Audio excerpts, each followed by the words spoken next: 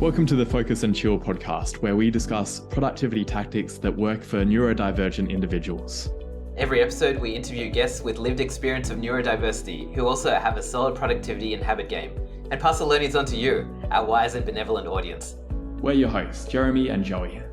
I'm Joey, and I coach creatives to get moving on their most ambitious projects through the power of solid habits and strong focus.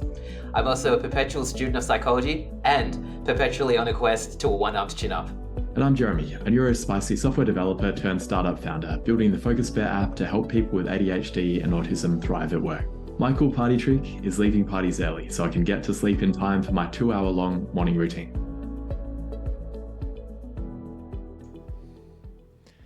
The Focus and Chill podcast is brought to you by Focus Bear, a focus enhancement app for ADHDers. That's adults with both combined autism and ADHD. I'm Jeremy, I'm an ADHDer myself. I'm the founder of Focus Bear and also one of the hosts of this podcast. I built Focus Bear for myself originally because I was constantly getting distracted by my phone and my laptop. I wanted a way to tame my ADHD monkey mind so I'd stop going down rabbit holes and actually get work done, but also get off my computer and my phone in the evening so I'd be able to sleep properly.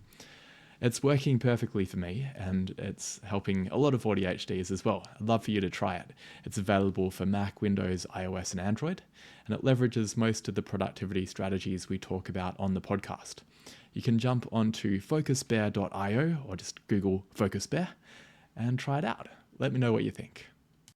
Welcome to episode number 94 of the Focus and Chill podcast. We're thrilled to be joined by Claire Thomas today. Claire is the CEO and founder of Impact Group, a consulting firm established in 2022. Under her leadership, Impact Group has expanded from a solo venture to a company of 50 and $12 million in revenue within 2 years.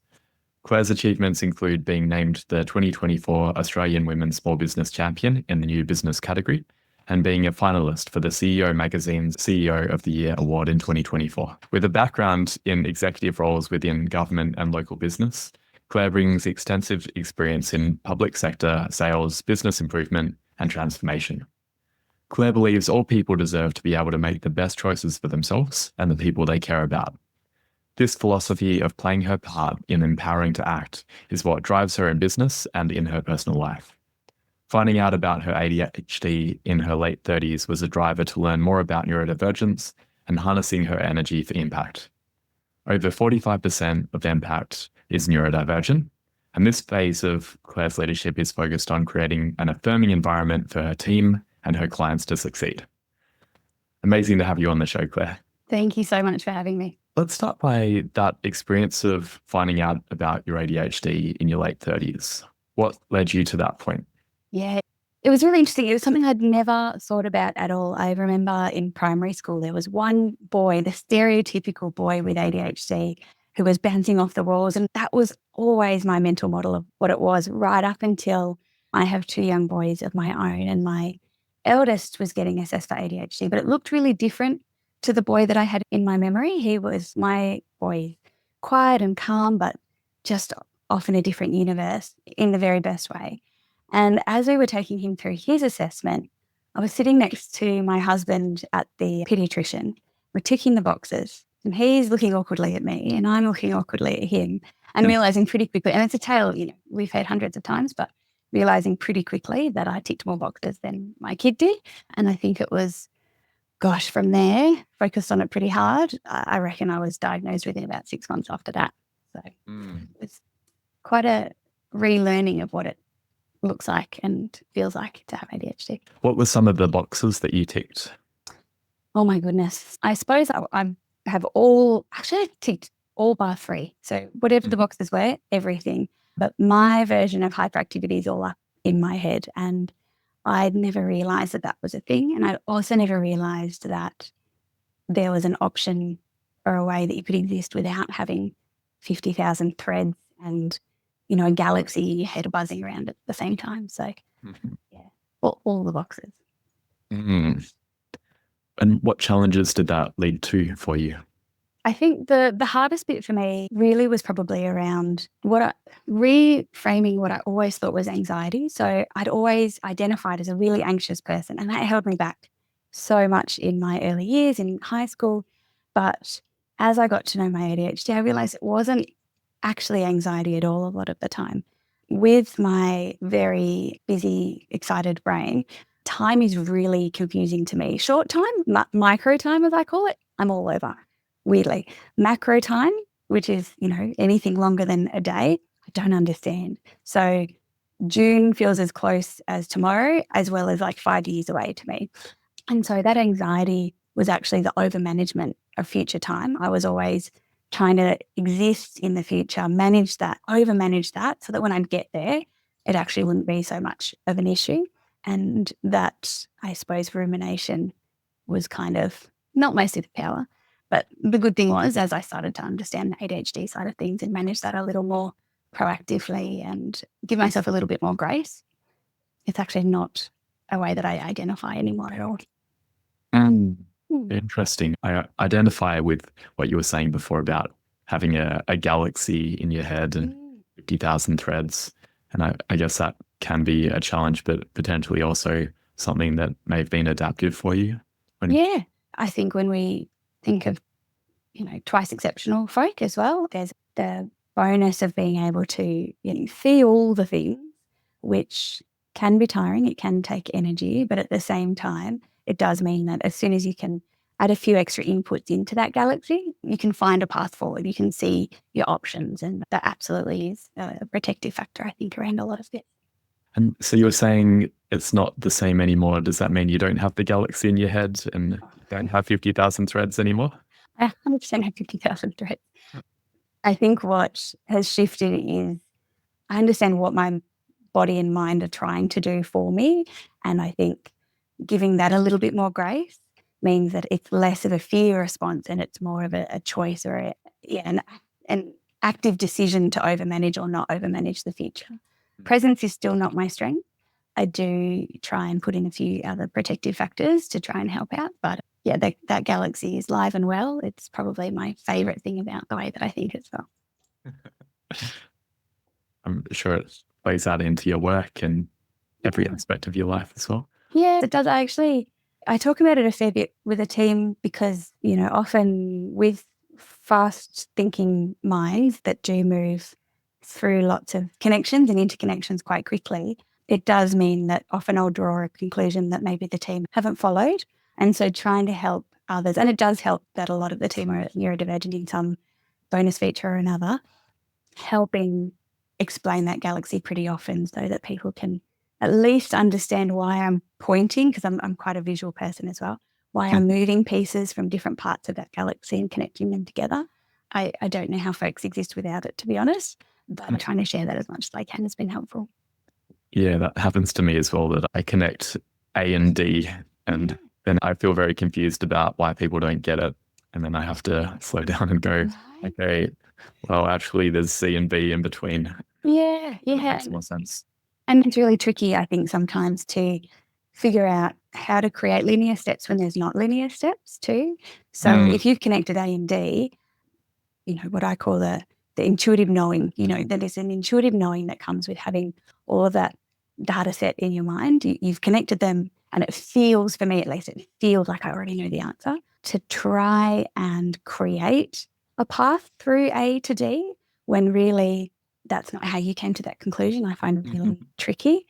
And I think there's a frustration. I guess that's something that I work with a lot of the team on too, is that frustration in we all come to those intuitive knowings really differently, but often with quick brains pretty quickly, and helping each other through that is really hard. Yeah, that's probably one of the things I haven't got an answer to yet, but I'll call back up again when I do. In terms of what things are like now, what are some of the challenges that you still face? I think I mentioned earlier when it comes to that galaxy and the quick thinking and that overmanagement of macro time, it does use a lot of energy. And as somebody who has a lot of energy, a lot of the time, I have over time definitely overdrawn on that. So I kind of don't catch myself when I've either focused real hard on something and burnt a lot of energy without realizing, or I've just been up and about and actually achieved nothing moving through the day. What I have tried to do, and it hasn't solved it yet, but it's helping a bit, is I've started to conceptualized that energy as credits. So in each day, I've got a maximum that I can get to of 100 credits a day of energy. And there's 100 credits a day, but they expire at the end of each day as well. So I can't collect them. I can't hoard them. I can't wait for that one day that I'll definitely get that big piece of work done, because that's a habit I've had for a long time through studies and things. But also I can lose credits within a day, or I can earn credits within a day. And so that looks like some of the really obvious things. If I don't sleep well, then that's 10 credits gone. I can't access those that day. If I don't move my body, that's at least 5 credits gone. If I stay really hyper-focused and don't move my body at all, that's at least another 5 credits gone. On the flip side, though, if I drink water through the day, if I eat protein at certain points, if I forget to take my medication, every part of those credits is burnt at double pace. So say reviewing a report might take 5 credits, but if I haven't taken my medication that day, that's going to take at least 10 credits, because I'm going to have to trawl through it. So it's not something that I think will ever not be a challenge for me, is that energy management. But I'm a big fan of gamification, of making things a little bit more fun. And I found for me, at least keeping a little bit of a tab on that has started to help a little bit. And it's also a way that I can talk to the team too. So I talk a lot about energy credits to some of my colleagues. I can see that in one day they've achieved an incredible amount. They've worked overs. They've got really in their zone. The conversation that I'll often have with them is, okay, well, it feels to me like maybe you've used, I don't know, what do you think, 150 credits today, which is probably more than what we've got in stock. So if he's drawn down from tomorrow, how are we going to make sure that we don't draw from the next day and the next day, so that we can keep this sustainable? Because I think one of the things I find, not just for myself, but some of the team too, is that maybe particularly for some twice exceptional folks too, that ability to know that you can achieve big things in a day, to know that your one day can be 3 days of a typical person's effort sometimes, to not set that as your expectation is a real decision to make again and again and again, and to trust yourself and to trust the people that you work with or the people that you interact with, that they understand as well that they're not expecting that relative effort of, 3 days in one every day. It's not sustainable. So how do we work together to make sure that we manage our credits and don't draw too often from the next day? Yeah, so important. Yeah. Something that Joey cares a lot about. So I'm sure he's going to ask you about that when we get to some of the later questions. So in terms of what has led you to be able to build a very impressive business in a short amount of time, I imagine that relates to some of your past experience, but also potentially some of the strengths that come from your brain. What would you say are some of the strengths that you're able to lean into now? Yeah, I think you're right. I was thinking about this the other day. The market that I'm in is a lumpy one. Consulting has its ups and its downs. And for the last couple of years, for the industry broadly, it hasn't been easy times. And I've been really fortunate to still find a path through in those times. I think I mentioned earlier that intuitive knowing, that access to that galaxy is not something that you always visualize. Sometimes it just sort of comes to you. But it's taken me a while to realize that that's actually a strength, and to feel valid with that as well. I think for a really long time, and even though Impact's only been going for a couple of years, I still felt like I was fluking it. I was like, I haven't sat down with my 50-page detailed business plan and designed exactly the forward path. But somehow I'm here, and I don't know how I got here. And maybe I fluked it, and maybe tomorrow I wake up and go, hey, you know that Impact thing we did? Like, wasn't that wild? More and more, I'm acknowledging and owning that actually it is the ability to make those connections fast, to connect with other people, particularly my neurodivergent colleagues, in a different way where we can problem solve in a way that, as you said before, A to D doesn't make sense to anybody else, but in our conversation, in our flow, we find that A to D that nobody else has found before. And I think there's something about, maybe it's even to do with growing up not knowing that I had ADHD and then learning so much later, but there's a deep empathy that comes with my version of my brain in really wanting to understand and really wanting to figure out how other people work, what they care about, what matters to them. And I think that's made a really big impact as well in the ability to thrive in business, because I'm not that person that can come up with that number, that peak at the top of a mountain that we're all aiming towards. I don't know what that looks like. I told you before, I don't understand time. What is a 5-year goal? What is 5 years? But what I can do is I can listen to people and care about people and then take what they say, add that into my system, add that into my galaxy, and then go, okay, I feel like now I can see how we can move forward and how we can help you on this thing.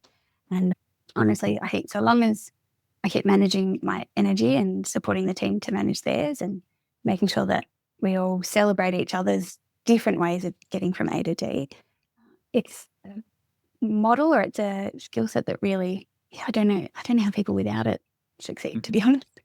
And Claire, you were mentioning your consulting before. Can you tell us a little bit more about the people you serve and some exciting projects you might have going on at the moment? Sure. So a lot of what we do is with government or big bureaucracies.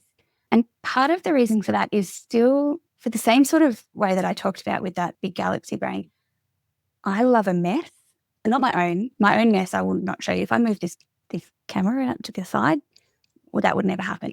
But somebody else's mess I adore. And particularly if I know that we can get in and get rid of some of that mess for somebody so that they can be of service to somebody else, well, that's something that gets me out of bed each day. So we do a lot of community consultation work. So we're on behalf of different organisations, understand their client base or consumer base or population or community base, and take those insights and draw ideas, solutions, opportunities to adapt the way that those big institutions work to be able to be of better service to that community or that client base.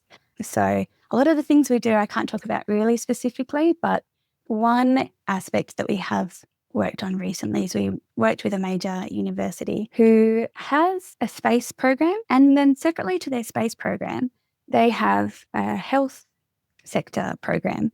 And I was in a conversation with one of them one day and I said, well, what's your plan for astronaut health? And also, isn't there something about space where that industry can actually help us learn fast for regional and remote health as well? And so what we ended up coming up with together, and I think it's that same drawing A to D connections that don't totally make sense on the fly. We ended up working with that university to start to talk to the health sector and get an idea of what they understood about space and health, and then talk to the space sector and what did they understand, and then start to draw insights and start to co-design projects and co-design paths forward. There's some big investment, not in Australia, but there's some big investment overseas in that industry. Imagine if we could test some of that, digital twin stuff that happens, if we could test that if we could create a human version of a digital twin, test it up in space, then, figure out how to help astronauts here on Earth, take that technology, apply it in remote Australia and be able to support First Nations folk more effectively, more efficiently, while not necessarily having to build and intrude with all of that infrastructure. How cool would that be? And starting some of those conversations and playing a part in drawing those abstract connections has been a real privilege.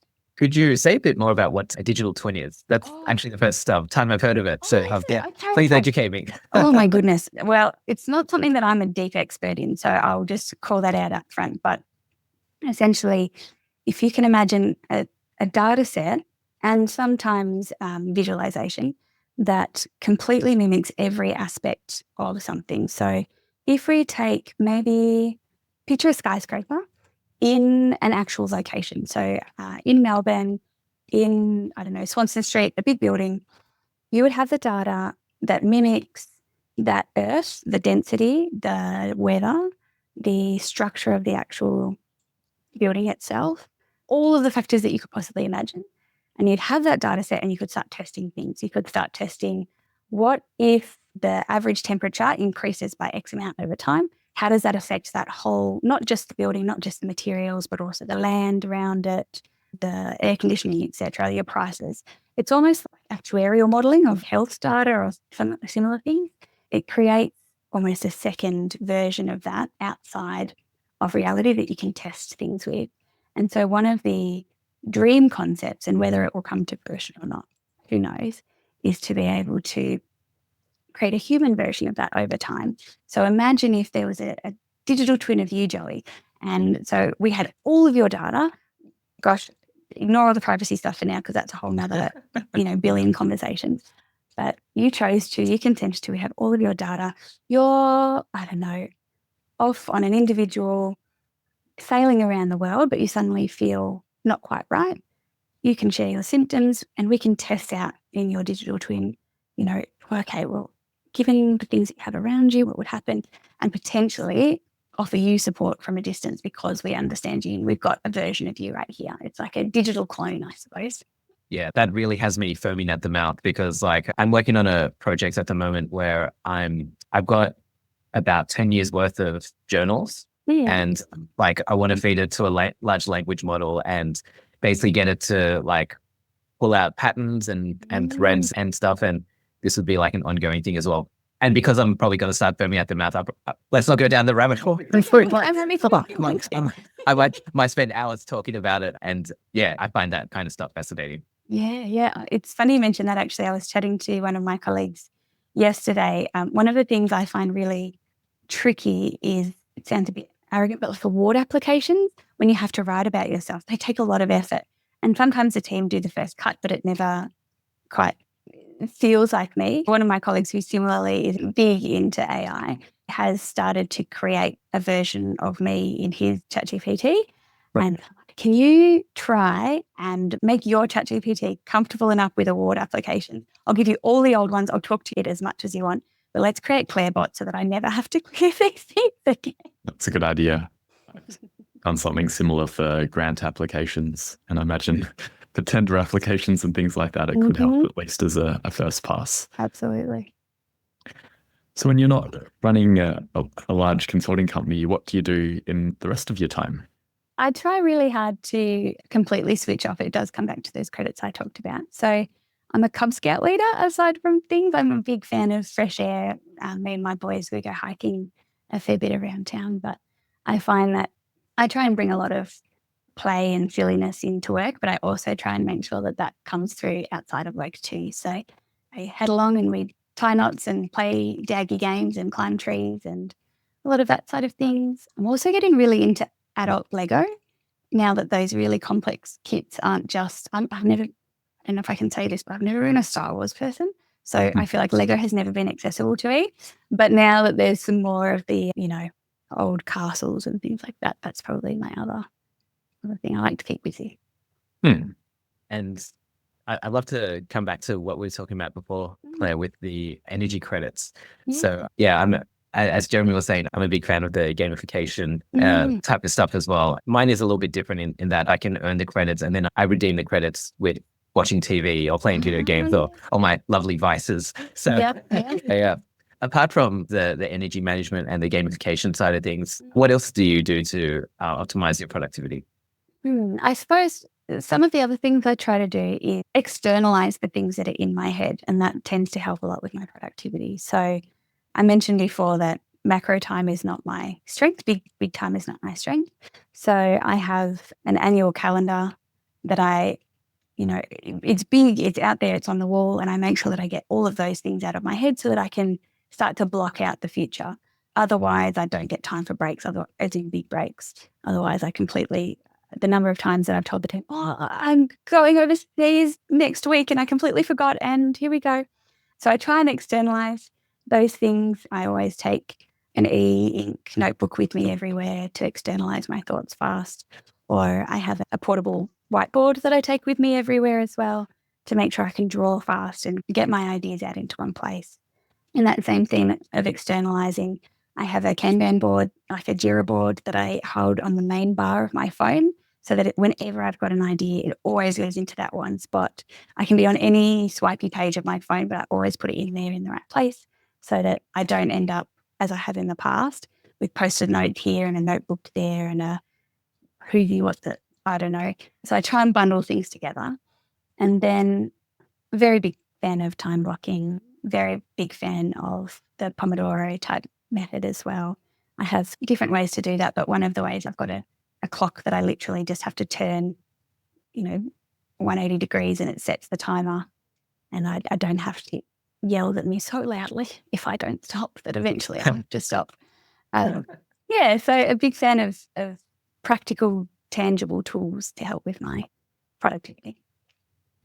Wonderful. And that Jira board that you're mentioning at the top of your phone, is that actually like a Atlassian Jira type widget? Okay, yeah. Yeah. So it back in earlier days, it then linked into like a whole Confluence thing, and it all fed through. But now it really is just my to-do list Jira board, and I clear that in my clearance blocks through the day.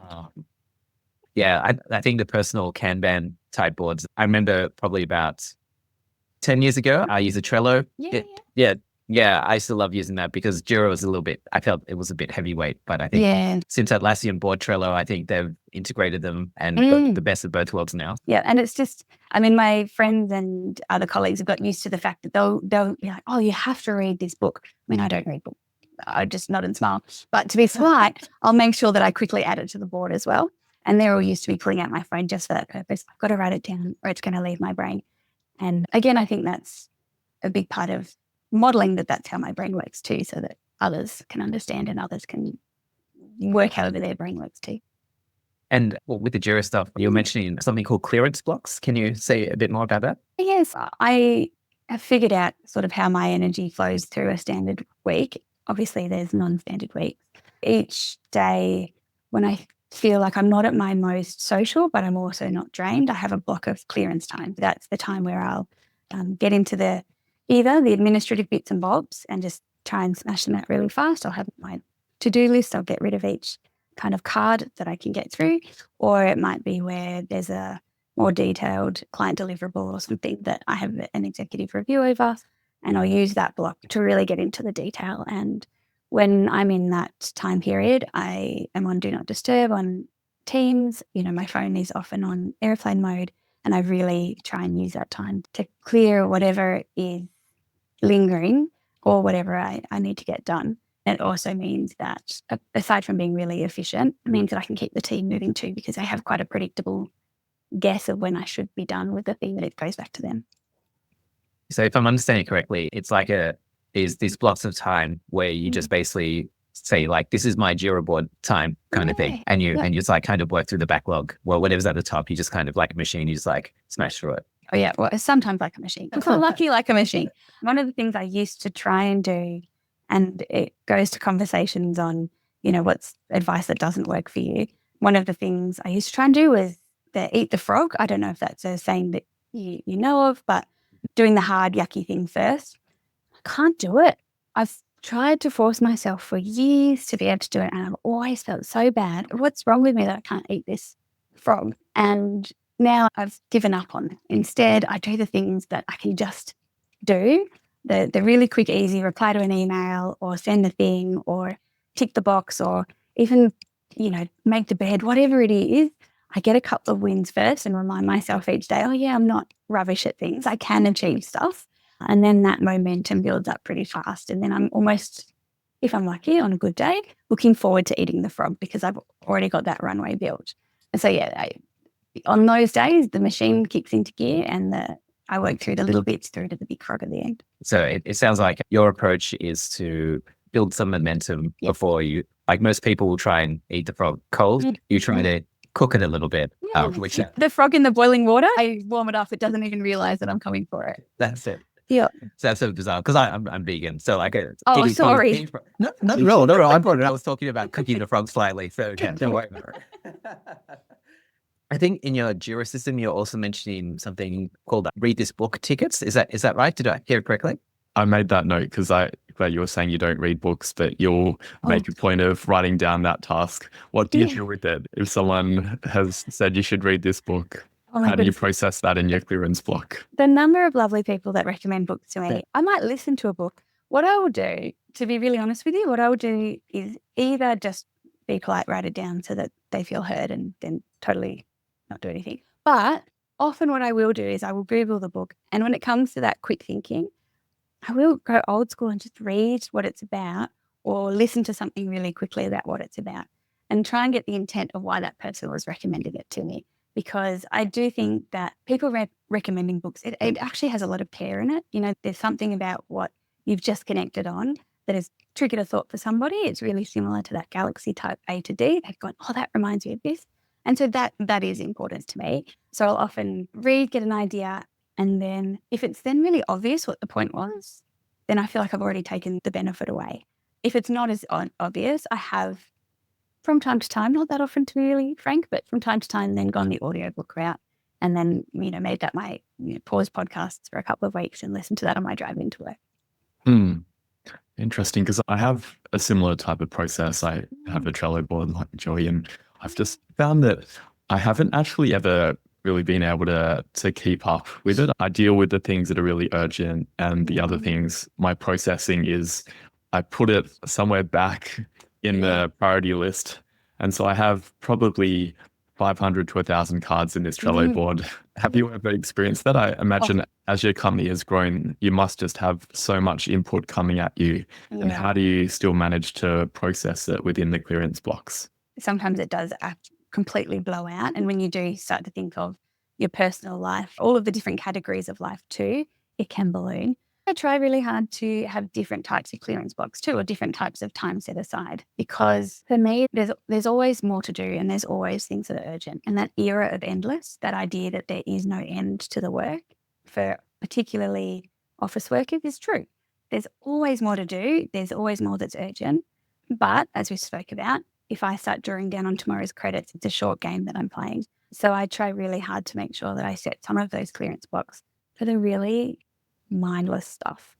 I will set, like, typically on a Wednesday afternoon, that's my least productive time in a week. I've had my peaks, I've had my troughs, and I'm deep in the trough. And so I'll use that. There's about an hour that I have in the calendar where I will either just stare at a wall or I'll go into some of those, little bits and pieces and just tidy that up. And that's also really satisfying midweek, because you have that 1,000. Suddenly there's an easy 100 you can get rid of, because it's like, there's 6 different books. These 3 sound really interesting. I'll quickly Google them. Yeah, done. And so you get the little hit of doing the thing, of ticking off the boxes. I've given my mind something different as an input, as opposed to the work that's through the day, the stress that's through the day. And that, for me, means that at the end of that day, at the end of my least productive day, I still feel quite fulfilled. And then my Thursday isn't going to be like, oh God, I was so useless yesterday. How am I going to make today work? I've ended it on a high. I've ended it on a positive, on something fun and lighthearted, which will probably mean Thursday will be a lot more productive. So yeah, it can absolutely blow out. We also, as a leadership team, we have tried to break things down into 4 different categories as well. So priority 1, 2, 3, and 4. In terms of extra noise coming my way, we try and limit it so that if it's not in set times that we have catch-ups together, that only priority 1 comes directly to me through a Teams message or a text or a call. Because similarly, even though in those clearance blocks I try and shut everything down, any of those little interruptions, that task switching or that mind switching, kills a lot of time for me, and I'm not as effective. So I do try and limit that as well, which can help a little bit. Again, I think with galaxy brains like we have, that galaxy wants to be full. It wants to be vibrant and buzzing. So I think there's always going to be 1,000 cards that we could choose from. That's a really good way to put it. And I like the option that if you don't feel like attacking the Jira board, you can go stare at a wall. So let's take a break and stare at a wall for a minute, and we'll be back with you shortly. Hi there, Focus and Chillers. Are you ready to supercharge your knowledge in the realms of creativity, tech, and psychology? Come check out my fortnightly newsletter. In each edition, you'll get quick wins and actionable takeaways that you can put into practice right away. If this sounds like you, I'd love to have you as a reader. Subscribe for your fortnightly dose of insights. The link is in the show notes. And now, let's get back to the show. Okay, and so we're all back from staring at the wall, and we're feeling very refreshed, ready to warm up that frog, or whatever vegan alternative you might like. So Claire, we'd like to talk to you about your morning routine. What does it look like at the moment, and how has it evolved over time? I'd say it evolves pretty often, actually, because I do like to try different things pretty often. Right now, to be really honest, a lot of my morning routine is guided by my kids. So as I said, I've got an 11-year-old and a 10-year-old. So a lot of the morning is getting them up and about. But being a completely neurodivergent family, that means that we do actually have a fair bit of routine. My 2, since they've been really quite young, when they get up, they make their lunch, they get their school bags ready, and I'm kind of their shepherd through that. when we're all having a good energy day as a family, then I also make sure that 3 days a week at least, usually 4, I get up a little bit earlier and I'll go for a run with one of my work colleagues. I think I'm somebody that definitely values the accountability of having somebody to move with. I'm not confident that my morning routine would look the same if I promised that I would do that by myself. My energy and my morning routine is less routine than maybe the rest of my day. Tell us a little bit more about the rest of the day then. Like I was particularly like the evening and the wind down routine, because the morning sounds very structured, and it's wonderful that the kids are helping out with the structure as well, right? I feel for them, and I'm also excited for them, because knowing more about who they are and how their brains work at their age is really cool. And so particularly for my eldest, who is ADHD, that combination of structure, to give him that opportunity to have structure but have flexibility in that structure from now, is something that I really am almost envious of for little Claire. So it's great that they're part of it, and it's great that they can build those tools nice and early. The end of the day routine, I suppose, my goal is always to be home and ready for the evening by dinner time. Once the fellas have headed to bed, trying really hard to hold it true. I do most of the time.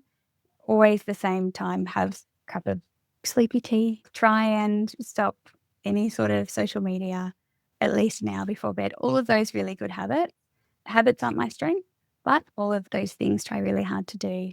And then, try and make sure that I'm in bed cool, calm, collected, well and truly before I need to be. The day still has a big impact on that as well. So if my galaxy is buzzing, if there's a bit of an asteroid meteor shower going on, perhaps even with all of the best practices, I can still stare at the wall, but it's a different kind of stare at the wall. It's stare at the wall and watch it buzz around in front of me for a while.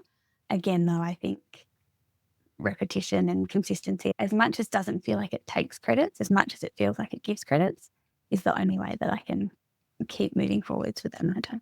One interesting thing you said there was you said that you're not I can't remember the exact word where you said you're not the best with habits, but you seem actually more structured than a lot of people that I know. Like, what makes you feel like you're not good with habits? I'd say because every day they still feel like a choice. When you think of like your system 1 and system 2 thinking, or moving things from being deliberate to being back of brain or just automatic, I really struggle to make things automatic. And so every day I have to choose to do the steps that I need to do. And that does take energy. That does take thought. I'm really lucky that I have colleagues in a team around me that also help me move through my day and my routine, and keeping it predictable where that's plausible helps. But I'd say there's very few, it's probably not true, but if it feels true, there's very few things that I form into actual habits, and everything else is a deliberate choice every time, which goes back to that over-management and why, so early on that felt like anxiety. Now it just feels like part of how I operate. Claire, if people would like to connect with you, where's the best place for them to find you online? I'm pretty much just on LinkedIn. So Claire Thomas from Impact Group, that's with an E. I'd love to connect with anybody. Wonderful. Well, it's been wonderful having you on. Do you have any final words or asks for our audience? No, it's just been great having a chat and to meet some other folks with interesting galaxies as well. Wonderful. And we'll wrap the show with that. Thanks for tuning in to this episode of the Focus and Chill podcast. To listen to other episodes, jump onto podcast.focusbear.io. If you'd like to be a guest on the show, or you know someone who'd be a good fit, email us at team@focusbear.io. Otherwise, stay focused, stay chilled, and peace out.